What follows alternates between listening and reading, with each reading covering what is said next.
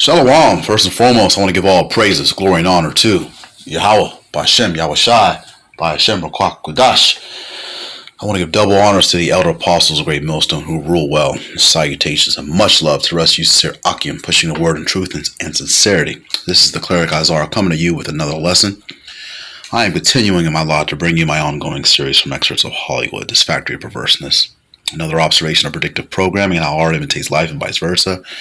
Just a reminder, the purpose of my videos is to show correlations. Correlation is an observation of a mutual relationship or connection between two or more things. I use movie scenes or films to extract or extrapolate a narrative. I'm not glorifying the Hollywood culture or life. I have a wide knowledge of films, whether they be foreign or domestic, and I just use snippets as an example to bring out similarities and those correlations. To quote Cecil B. DeMille, the greatest source of material for motion pictures is the Bible. I call this lesson, False Pastors, False Prophets to End Soon. Okay. The image I have on display is from a movie poster I watched in my past. Of course, being the truth, I reflected on this particular movie. The movie was released on May 26, 1970. The title of it is Cotton Comes to Harlem, directed by Ossie Davis. Now, the Elder Apostles, specifically Elder Apostle Gabar, brings this movie out from time to time. And I have it in my collection. It's one of the few black exploitation films from that particular genre that I don't really watch that often. I'm not sure why. I have my personal favorites, but that's saved for another video. But basically, Elder Apostle Gabar always mentions that in this particular film, there's a priest that is raising money for a Back to Africa movement. And that kind of thing was going on specifically back in this particular time period. Back when there wasn't that many Jakes that were aware. Keep in mind too, I mean, starting with her Abba Bivens, I mean, this came out in 1970, so there was a lot of our people really deep into that Back to Africa movement at the time. Okay, but basically, the character in this movie called Deke Reverend O'Malley, played by he's played by the same cat that was in Predator 2. I know I had his name here somewhere. Oh yeah, Calvin Lockhart. He died back in 2007. Well, anyway, Calvin Lockhart plays this reverend called Deke O'Malley, and he's a con man, and he's basically selling shares at this Harlem rally for the purchase of a Back to Africa movement ship. He's calling the Black Beauty, and somehow he raises up $87,000 that gets stolen, and rightfully so.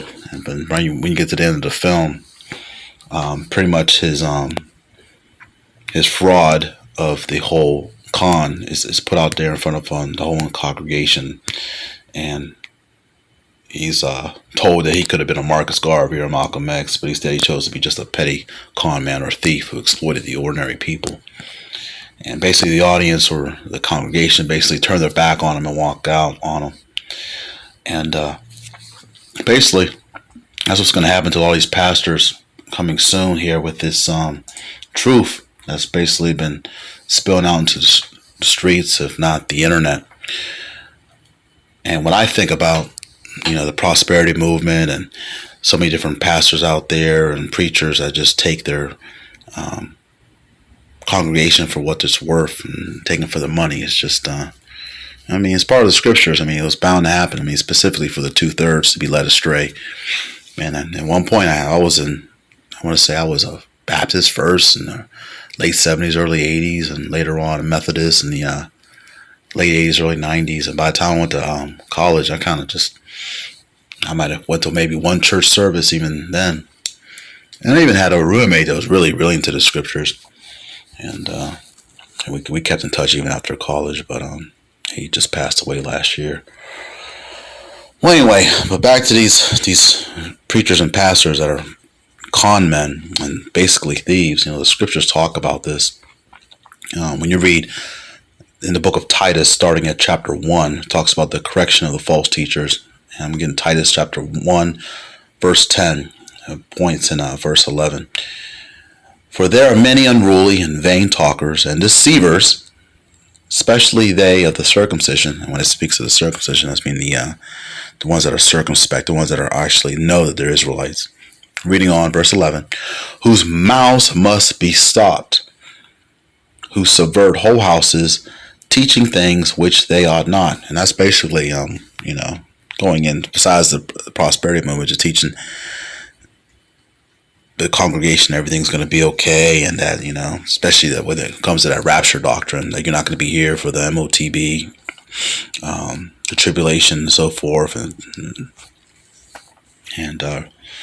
it's just a lot of lives. Just like it's read about in verse 10 where it says deceivers, vain talkers. They make sure that their mouths are fed and make sure their family's taken care of. And in some cases, some of these pastors, they pass down the congregation to their kids if they have like sons or even daughters. And we have a church down here in Tampa, Florida, where that happened, where a pastor had passed on back in 2017, and now his son is the pastor, going on with the same type of thing, talking about building a whole new church and starting a whole new community and everything. And in fact, I think you might want to say he talked about starting a whole new city. They never even got the new church built, and he's already talking about building a whole new city, debt free. So I don't know how he's going to do that, especially with the numbers of churchgoers that have declined over the past 10 to 15 years.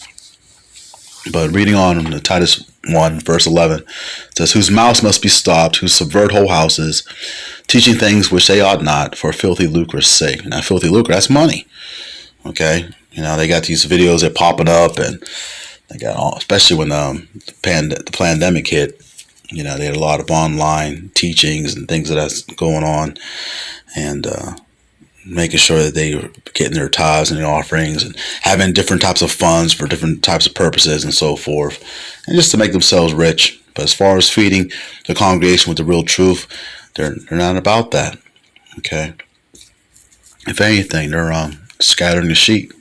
When you read Jeremiah chapter 23, verse 1, it says that specifically, woe be unto the pastors, and woe is destruction.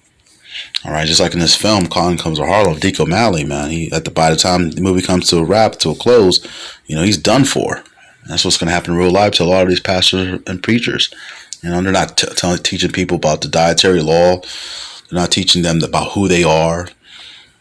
So as pertains to you blacks, Native Americans, Latinos being the true biblical Israelites, they're not getting into that. They're not getting into the deep, dark sayings. They're not getting into the prophecies and everything that's occurring in the world right now.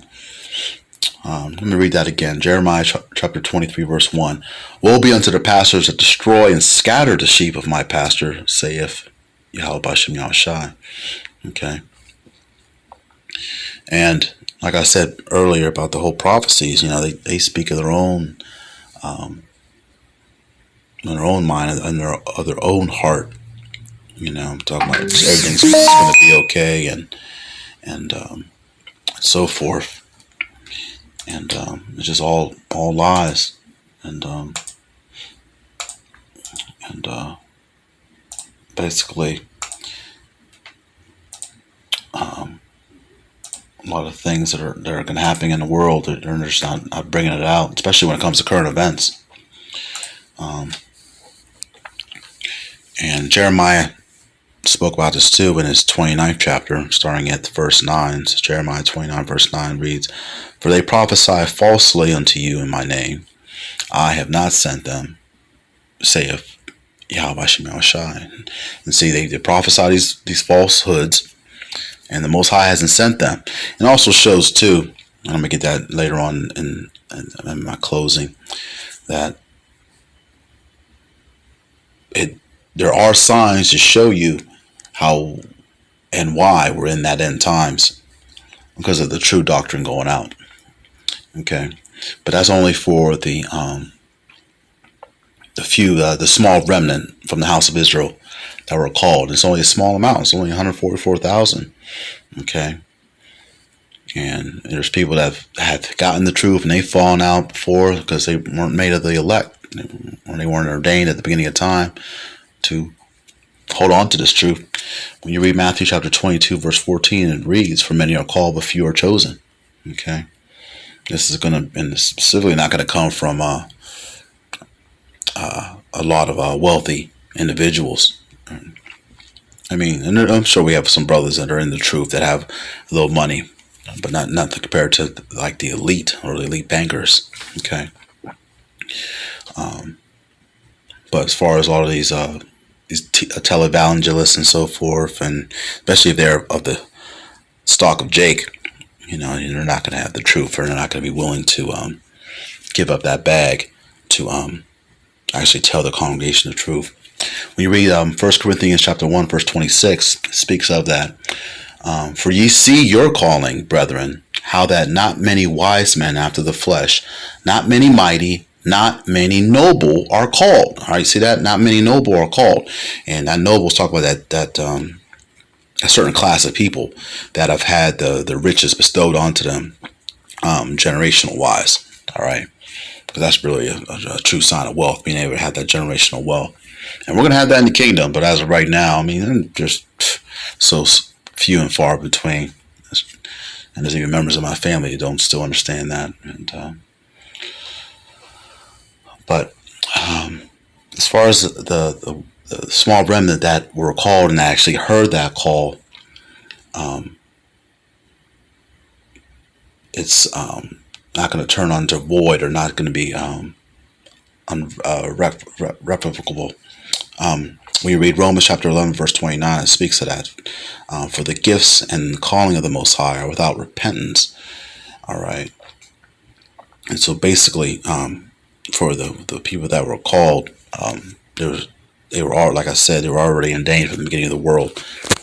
Once everything was founded for the elect to eventually get this knowledge and this truth and to spread it out to the four corners of the world. All right. And that's how we know we're closer to the end, because Christianity's been around and they've used the internet to get out their little messages and sermons and so forth. But, they've been doing it since the internet was up, going back 20 something years. Nothing's changed for that. And they really haven't helped anybody to understand who they are, like I said earlier. But I'm just going to end it on this. I always like to end my videos on a good note with some type of silver lining, and there is light at the end of the tunnel. So in other words, there is a happy ending. When you read Matthew chapter 24, verse 14, and this is Yahushai's words, and this gospel of the kingdom, all right, the gospel, that's the real good news, okay? And this gospel of the kingdom shall be preached in all the world for a witness unto all nations, and then shall the end come. You see that? All right, this is the true doctrine, starting with the elder apostles of Great Millstone on down, okay? And so just to say that this, everything that's happening in the world, once inflation's kicking in and this hyperinflation is going to kick in, and eventually it's going to, lead into Jacob's trouble, and it's going to be really hard, and all these false pastors aren't going to have the real answers because they never even tried to learn the truth, or they weren't called to know the truth, and it's going to be destruction. That's pertaining to Jeremiah 23, verse 1. Okay. Well, I just wanted to share that. Lord willing, this lesson was edifying. I want to give all praise to Yahweh by Hashem Yahushai, who gives me the strength and the spirit to continue to strive and endure in these last days. Shalom to the hopeful elect. And on to the next video.